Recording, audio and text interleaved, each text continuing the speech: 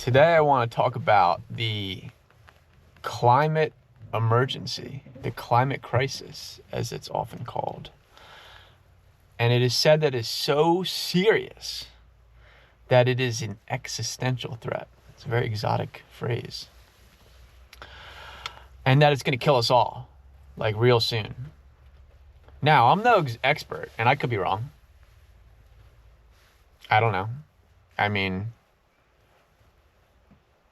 I'm a Christian, and I personally believe we're in pretty much the end of time. And in the Bible, it definitely talks about how there's going to be crazy geologic events and whatnot that happen. And I believe there will be. And I don't know, for all I know, maybe that's what this is. But that's not how it's being explained. So I am going to talk about the rationale of why this thing is, they say, happening, and why I think there are things that should be addressed that are not being addressed about it. So there's really 4 things that I want to talk about, and I swear they just about never get brought up. But it's just crazy because the people that talk about this and go on and on and on about it, their actions don't match their words.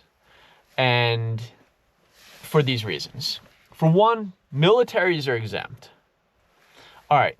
Militaries around the world are basically exempt from CO2 emissions, from CO2 emission output, whatever. And they put out tons and tons and tons of CO2. They're huge polluters. The militaries around the world pollute constantly. It is crazy. It's just insane how much they put out. Their carbon footprint is massive. Then you get to the countries like China and India, which I'll get more to in a minute. The third thing is how nuclear power is never even brought up in conversation any longer.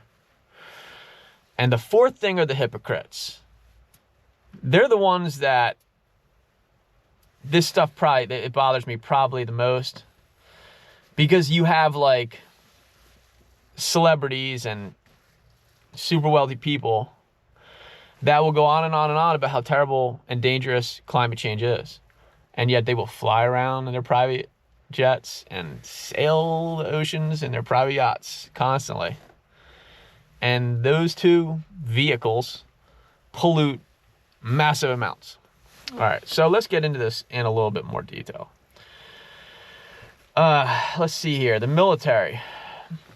So I looked this up, and in 1997, there was a Kyoto Protocols, which was, I'm not exactly familiar about exactly everything that was going on, but I know that during those protocols, they never forced militaries to make any changes, at least not any significant changes that I'm aware of.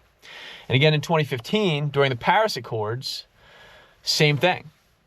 Just, hey, you guys get a pass, go on your merry way, build your war machines, do your thing, and it's all good. We're not going to worry about you.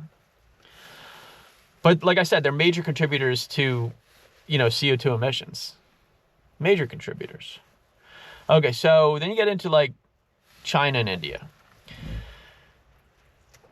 I forget if it's 1 or 2, but it's either 1 or 2 brand new coal-fired power plants get put online in China every week.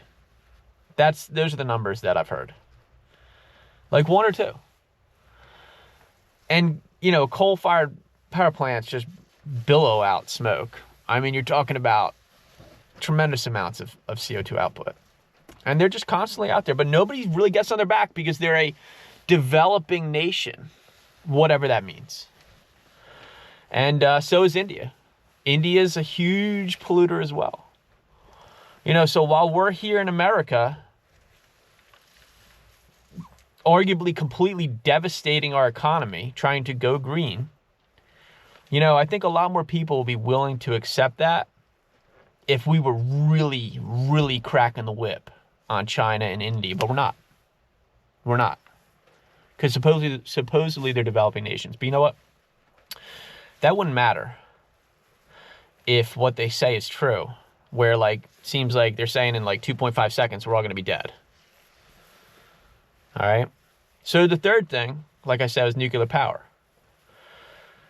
I'm actually surprised I'm saying this, truth be told, because for the very longest time, I was not at all a fan of nuclear power whatsoever. I've studied Fukushima, 3 Mile Island, Chernobyl,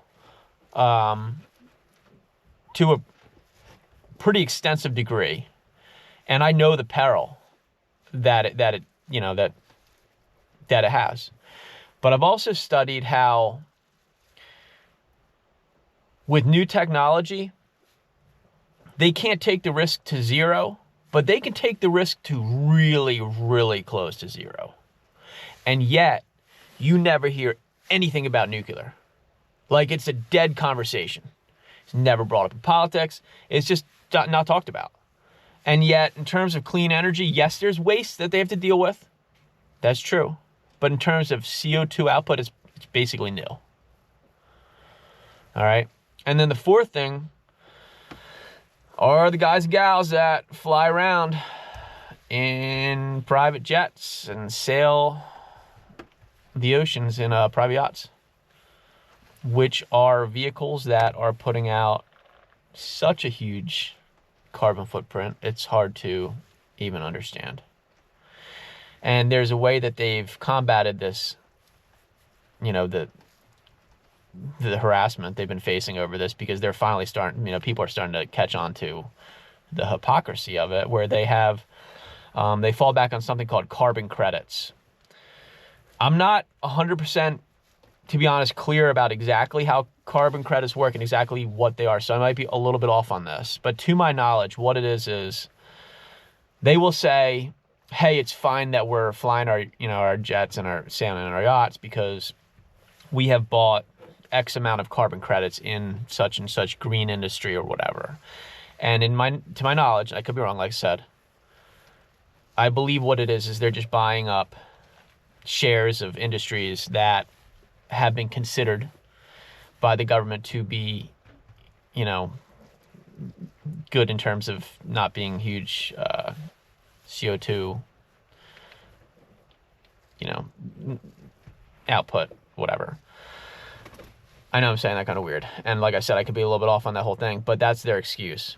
But at the end of the day, if it's so bad, if this is such a seriously dangerous situation that we're in, where we're like on death's doorstep over this stuff, then it would honestly be an all hands on deck effort.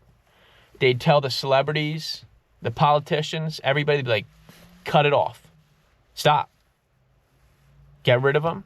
Get rid of your yachts. Get rid of your jets. They'd get militaries on board with this.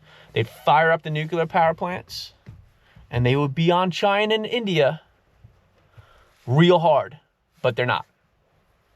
And that's what bothers people. That's what bothers people. So I wish that there'd be more talk about these things, but we'll see.